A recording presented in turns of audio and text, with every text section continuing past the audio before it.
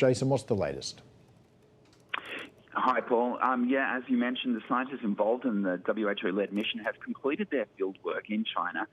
When I spoke late Friday with Peter Daszak, he's one of the independent experts participating in the mission, he told me that the group would be going over what they've learned in the past few weeks, tying together the threads of the information and looking at the clues, what they've gleaned, and preparing a report that he said would be released within the next couple of days. Jason, the fact that we really have lacked that clear path from where the virus originated, going from bats to humans, has led to tons of speculation around the origins of this virus. How close are we to understanding that?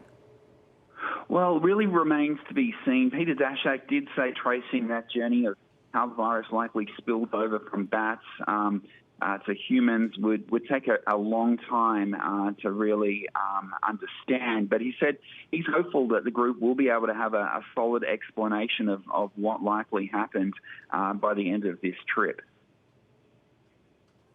So, Jason, very keen to find out how the start of most of the world is, but why is it so important that we do know where this virus came from and how it began to spread?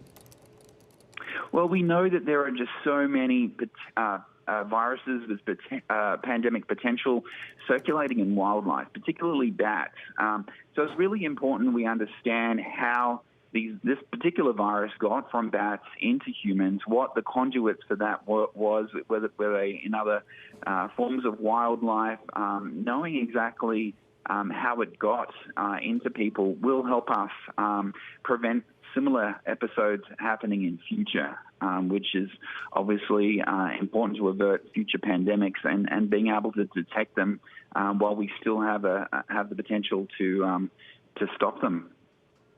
Jason, the Trump administration last year cast a lot of doubt on the WHO and its relationship with China. When we actually get the results of this study, how much skepticism should we expect given these accusations? Well, this is going to be one of many investigations into the source of the coronavirus.